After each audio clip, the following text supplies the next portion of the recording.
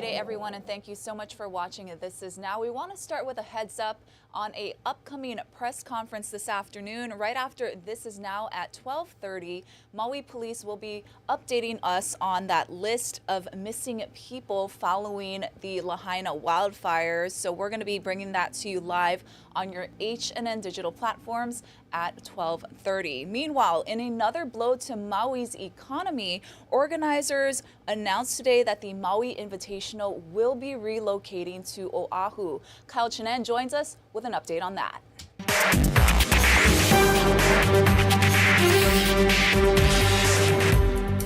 Yeah, Ash, big news coming out of one of the premier college basketball tournaments. The Maui Invitational is heading over to Oahu to the Simplify Arena at Stan Sheriff Center. Organizers say that the normal host site, the Lahaina Civic Center, is still currently being used as a resource hub, as a distribution center and things like that. So that kind of was the catalyst to prompt the move to Oahu. And Kyle, I know that Maui residents really wanted to keep the tournament on island. Were there no other facilities on Maui that could accommodate an event like this? So the thing is, you know, the Lahaina Civic Center isn't a big venue to begin with, so it was kind of that intimacy that I think people fall in love with the Maui Invitational. There were several others in Kahului, whether it be at Maui High, War Memorial, and Baldwin.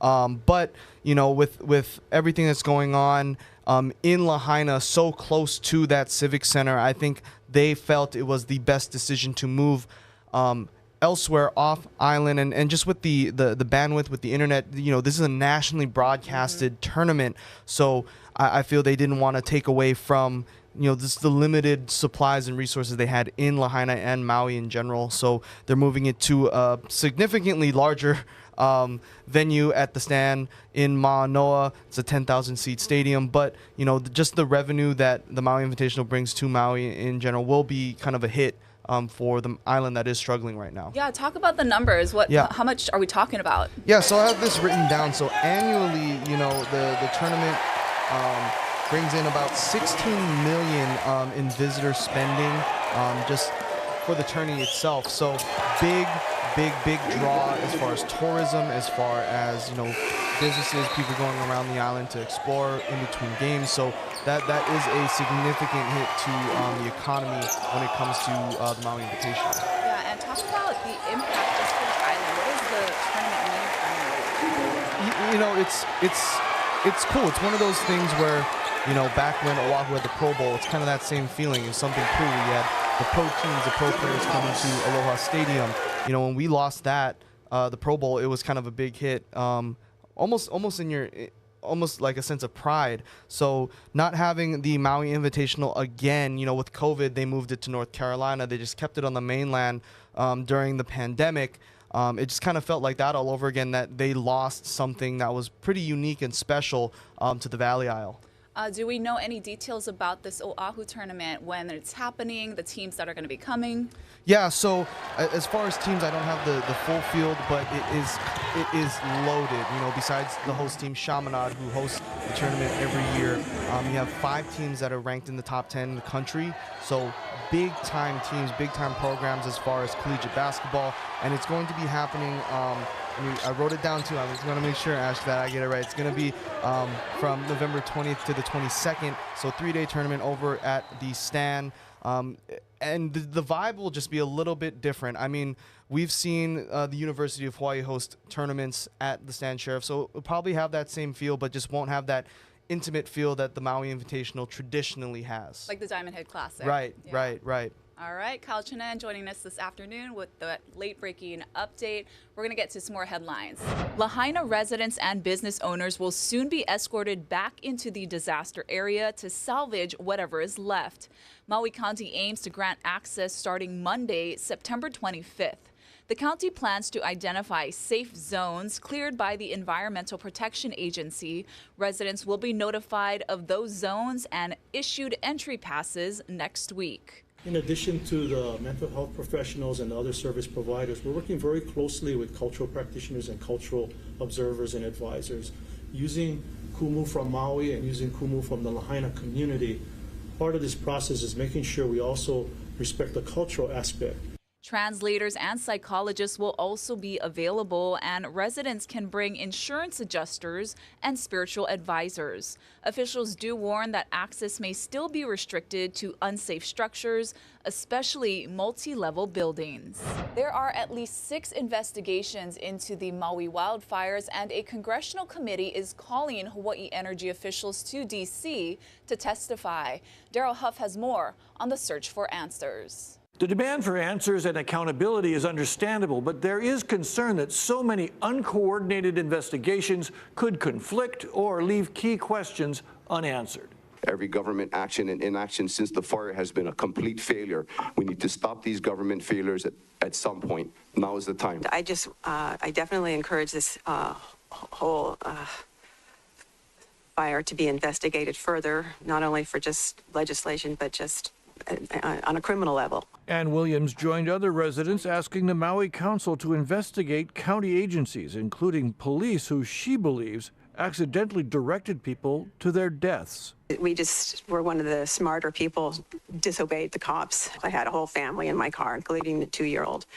There was no way I was going to sit there and listen to this cop telling us to stay put. There's no doubt in my mind that they did the best under their ability of what they were seeing and information that they had at the time available to them. The council members say they don't want to interfere with the investigation by Attorney General Ann Lopez, who says her investigators are looking at the conduct of the same agencies at the same time. I see this investigation as standing alone and does not need to be coordinated with the others. The reason is because I'm looking at a very specific snapshot in time. The AG is not investigating the cause of the fire. That's the Maui Fire Department with the Federal Bureau of Alcohol, Tobacco, and Firearms and the FBI. The police department is investigating missing persons cases and officer conduct. The county council wants to know what laws should change. The Public Utilities Commission is looking into HECO's prevention efforts. And now the U.S. Congress House Committee on Energy and Commerce has called HECO's CEO and utility regulators to Washington for a hearing in 2 weeks.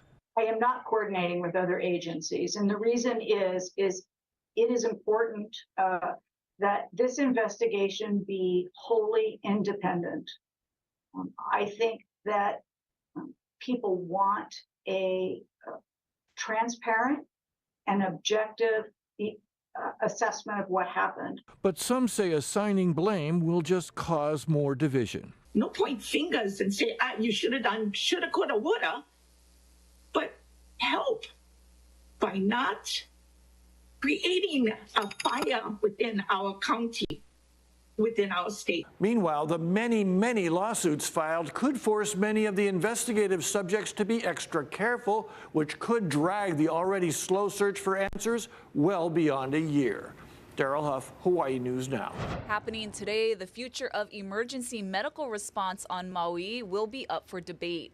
The County Council will consider a resolution to urge the state to continue to use American Medical Response for its emergency services. Last month, the Department of Health awarded a contract to Falck USA. The move drew quick criticism, and the state suspended the contract temporarily. AMR has operated in Maui County for 44 years, and Council Chair Alice Lee says they know our community and our needs. In a statement to the council, Falck says they believe they can improve and enhance the quality of care and services in the county. Lahaina has a new temporary outdoor warning siren. National Guard members, along with Hawaii Joint Task Force 50, helped set up a mobile rapid deployable emergency siren off the Lahaina bypass near Lahaina Luna Road. The town only had one siren down at sea level in the tsunami zone, and it was not activated during the fire, and it's unclear if that siren is still working. The county's new protocol is to sound the sirens for any public hazard, including fires. The head of the American Lung Association of Hawaii is concerned about the state's release of some confusing data on air quality in Lahaina. On Monday, the Department of Health shared preliminary and unvalidated results of air sampling gathered by the EPA. This is what the results look like. DOH did not explain what the data means in simple language, and even the American Lung Association is having a hard time analyzing it. With the Lahaina fires, what we're worried is that there's going to be a higher increase of things like lung cancers, of other types of cancer, of other diseases from the people not only that were exposed during the fire, but also the people that have been exposed to the aftermath of the fires. Health officials told us in a statement they released the numbers as quickly as possible to be transparent. We asked for an explanation of what the numbers mean, and we're told officials are still analyzing the data and will release a summary soon. A Coast Guard contractor will start staging equipment at Lahaina Harbor to begin salvaging and removing debris, but options are still limited for commercial boat operators. Ben Gutierrez has more. A Coast Guard contractor will start staging equipment at Lahaina Harbor tomorrow to begin salvaging and clearing debris, but options for commercial boat operators are still limited. The state says the Lahaina fire damaged or destroyed about 100 vessels. The DLNR is about to start salvage operations, clearing debris and possibly dredging the harbor. Rebuilding the infrastructure will take about 2 years. We will be doing it in phases, and we will make an assessment of whether we will be able to safely open up access to Lahaina Harbor during the period of time of construction. But commercial boat operators say they need a boat ramp before tourism resumes on October 8th. Tour company owner Dave Vogt and others want the state to allow access to Malo Wharf, which was untouched by the fire on the northern edge of Lahaina. It's the only remaining ramp in West Maui, but it's within the burn zone and access roads are blocked. When it is time to go, whenever that will be, I'm not saying we're going to put parasails up in the air tomorrow, but I need to be able to use the boat ramp, and I feel if at the current rate they're going, they're never going to let anyone use the ramp. You get permission from the County of Maui to do that, and then you send that to us, and we'll consider that. DLNR wants displaced boaters to go to Ma'alai Harbor in South Maui, about 17 miles away. Ma'alai it's too far to service the West Maui community, or the visitors, I should say. It's real windy down there. It's a whole different ballgame in Ma'alai. We want to be able to use the boat ramp and operate our businesses at Kaanapali, that are unaffected. Kaanapali Beach Parasail is remaining hopeful enough that it has started taking reservations beginning October 8th. Ben Gutierrez, Hawaii News Now. Hawaii News Now has learned the U.S. government is trying to block the testimony of a prominent Hawaii physician in a Red Hill lawsuit. Dr. Jason Kiefer is a psychiatrist and has treated Red Hill families sickened during the tainted water crisis in 2021. In court documents, he wrote about the military's medical treatment, saying, quote, "I have seen firsthand the negative impact of the failure to assess, diagnose, and treat symptomatic Red Hill fuel-exposed patients." But the government says his testimony is irrelevant to the claims of medical negligence. Every defendant I asked was really clear about the standard of care. Every single government employee said the standard of care is uniform.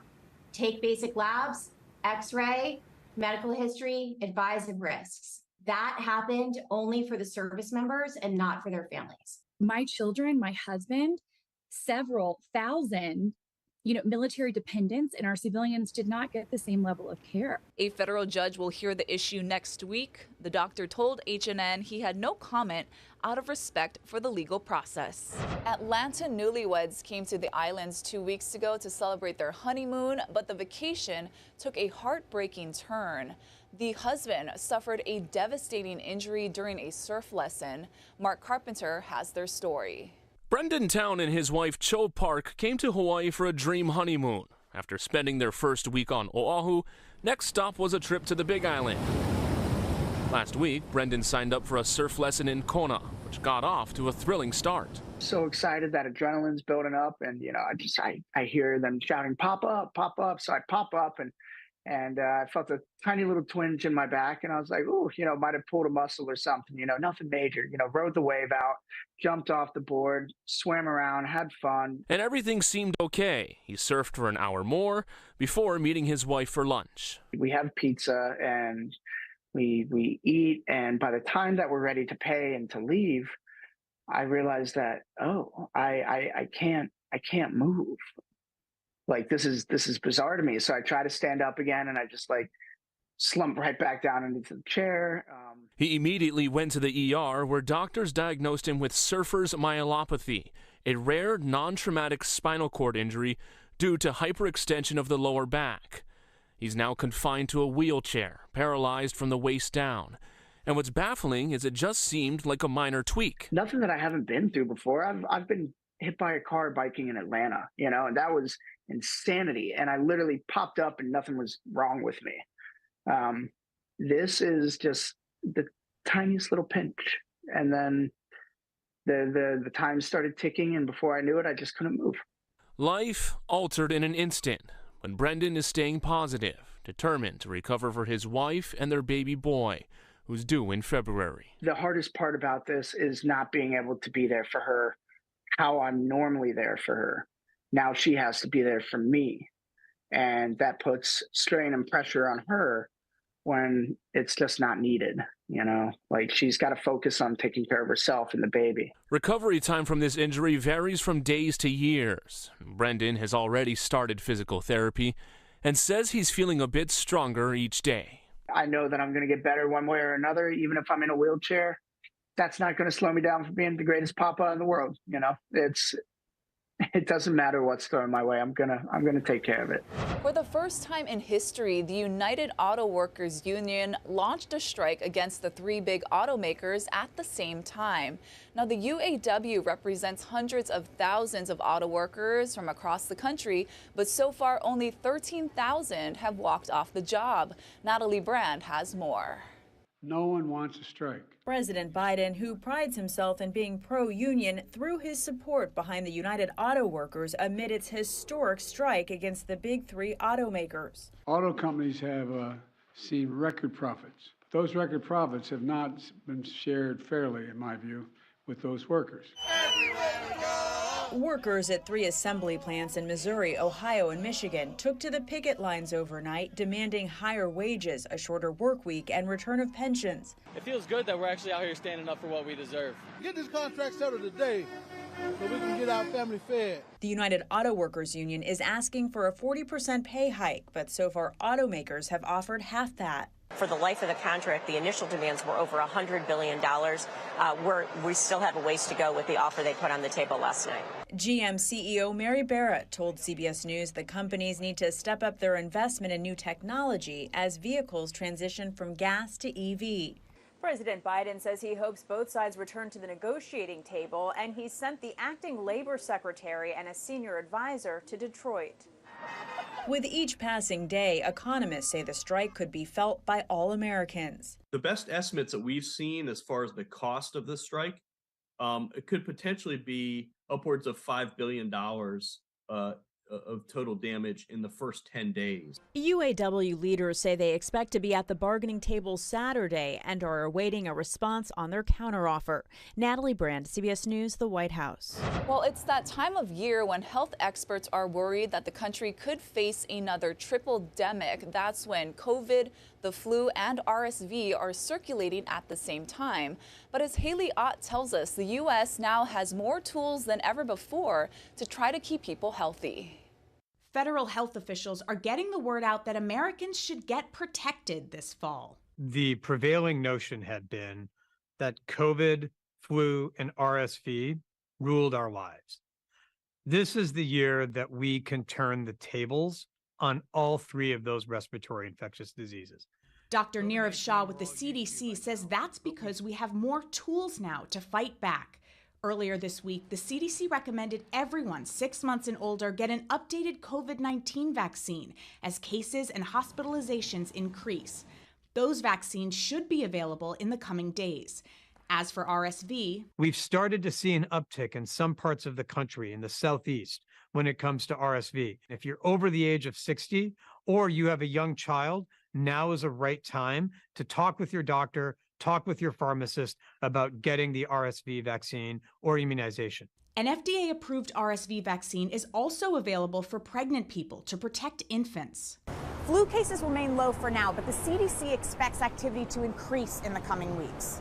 Early data from the Southern Hemisphere's 2023 flu season shows vaccines reduced flu-related hospitalizations by 52%. They had a moderately severe flu experience, and fortunately, the viruses that were circulating down under match very nicely what's in the vaccine this year. It's recommended everyone 6 months of age and older get a flu vaccine, ideally in September or October. Haley Ott, CBS News, New York. All right, here's a live look outside on this Aloha Friday. We made it, everybody. Guy's going to have your full forecast after this quick break.